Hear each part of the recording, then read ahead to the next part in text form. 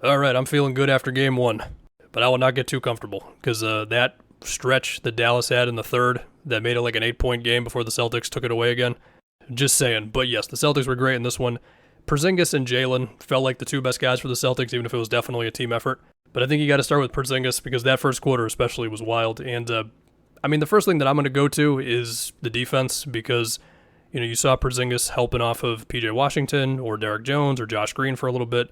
And I mean, they started that with Horford. They had Horford playing off of Derek Jones, and Derek Jones actually made like the first three of the game with Horford playing off of him. And then after that, it felt like Dallas was not able to take advantage of that, at least from the role player making a shot versus the Celtics playing off of him. And that was obviously going to be a theme in the series, right? Because that's what they did in the regular season. They had Tatum or Jaylen Brown on Lively or Gafford. Not every single possession. Like I remember there were a couple possessions in the second half where Porzingis was on Lively, but a good amount of time it was a wing on one of the centers. And I remember in my series preview I said it doesn't matter who you put on Luka, he's still going to find a way to get lobs to the centers. Well, in this game, it felt like this was the least amount of lobs that we have seen from Dallas in a game these playoffs. And so, yeah, what did we see? We saw PJ Washington miss a wide-open three, where it was either Luka or Kyrie, I don't remember, but they were forced to pass out because KP was just right there at the rim. Another time, Luka going at KP, dropping on the screen, kicks it out to Josh Green, who drives and misses a floater. The Celtics will take that every single time. I mean, you had plays where Porzingis being able to just patrol around the rim when he was playing off of one of these guys. It forces Luka to make like a little dump-off pass around the basket to, I think it was Derek Jones, who missed a shot at the rim with KP contesting him. And like, okay, sure, Luka was able to eventually make like some step-back threes over KP or some deep threes with Jalen, on the screen action, or, blow by Tatum for layups. But that was kind of all Dallas really had. Now, as I say this, I mean, look, Luka, he shot 12 for 26 overall. There were actually some possessions where Horford did an okay job on the switch, even blocked Luka one time. Jalen ripping him in the backcourt. Tatum one time on a switch held up really well on Luka driving on him, contested him at the rim. Yeah, Luka put up his numbers, but I think the Celtics will look at his efficiency for the game overall and be like, yeah, we'll take that. But let me get back to KP before I get a little too carried away here. Do also want to point out Dallas, they did not have many assists in this game. But yes, and then on the other end with Porzingis early there, we just saw mid-ranger after mid-ranger with him screening for Tatum or Jalen or Derek White or Drew to just get a switch.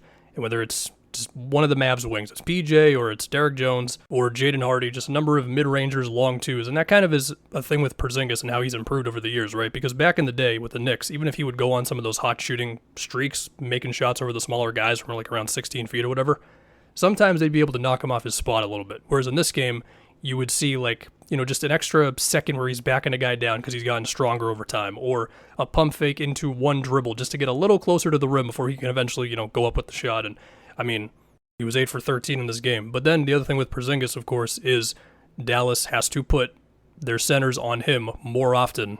And what you would see is like, Gafford having to close out on Porzingis on a deep three in transition. It's just a trailing three.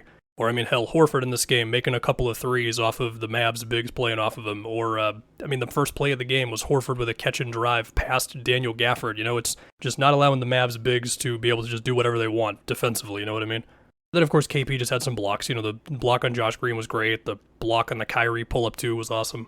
And Kyrie got him back a little later on. Kyrie didn't shoot great in this game, and he had one super wide-open three where I was like, wait, he just missed that? He also dribbled off his foot one time against Derek White. It was good defense by Derek White, but also I would expect Kyrie to be better moving on in this series. But yeah, now let's talk Jalen. Jalen's aggressive drives in the third quarter was what kind of got the Celtics through that rough patch they had offensively where Dallas was clawing back into the game. Go over how Dallas made the game a little more interesting after the Celtics' three-point barrage and Dallas's offense honestly looking just a little uncomfortable with like, okay, so the Lively Gafford lobs are not as on the table for us because Tatum is going to switch these actions, so therefore we have to run a screen with somebody else, but also nobody can make a shot but Luka pretty much. And so yeah, Dallas had 9 assists on the evening, but I also thought the Celtics held up really well with switching, and they didn't get too out of control with like bringing doubles all day. But anyway, as far as how Dallas made it a little more interesting, I thought their switching everything defense, which is what it felt like, was starting to put the Celtics in their worst habits offensively, which was there's 10 seconds on the clock, we're just going to kind of idle, and I don't want to act like Tatum was bad in this game. I thought Tatum had a really strong game overall. I'm casually mentioning him like just being on Lively or Gafford. He had double-digit rebounds in this game. He had a number of passes that either resulted in an assist or it was a good pass that started the chain of somebody eventually getting a shot, But with that said, he did have a couple of pull-up, step-back, sidestep, whatever you want to call them, threes during the stretch where it didn't go in. And, that's like Lively switching onto him, and then mean, there was one play where the switch resulted in Kyrie on KP, and I'm looking at this being like, okay, go to that immediately, and they don't go to it, and eventually leads to, I don't know, something that doesn't go in. And then Luka just had his own personal run of like, he had a step back three over Derek White. I think he had one of those, that deep three I mentioned earlier over Jalen in this stretch. PJ Washington pushed it in transition off of like a make or whatever, and so it's immediately timeout. And then I think one of the next plays that they ran was probably my favorite play they've got, which is Tatum's screen for Derek White, get the Kyrie switch, middle of the floor, and he gets a dunk out of that. And so then I eventually get back to Jalen here. Jalen basically just, whether it's going at the Luka switch and just going in a straight line, whether it was a hard drive with Maxey switched onto him, or a couple of plays where he basically just said, F it, I'm just going to drive at Derek Lively. He was able to draw fouls there. May have been walking the fence a little bit with a possible offensive foul on one of them, but okay. And throughout the stretch, it was either this or it was later on in the fourth, they ran a Tatum-Jalen screen, which got the Luka switch, which then, like, Jalen just kept going. Like, that's one way to go at a switch. It's just don't stop running in the direction, even if the switch is coming, right? Because you might just be able to beat him to the spot. He did beat him to the spot, and I think it might have been a Derek White or Drew 3. Actually, I just saw my notes. It was a Tatum 3 at the top of the key. I remember that one now. That's my thing with the Celtics, okay? If the other teams are switching a whole lot on you, how can you deal with that? Because the worst things we've seen is, they fall into the ISO stuff, which a little bit of that in this game, but they got out of it. At some point, they ran my favorite play, which is the Tatum-Derek White screen, which got Tatum switched onto Kyrie, and so that was a dunk with him spinning off of him.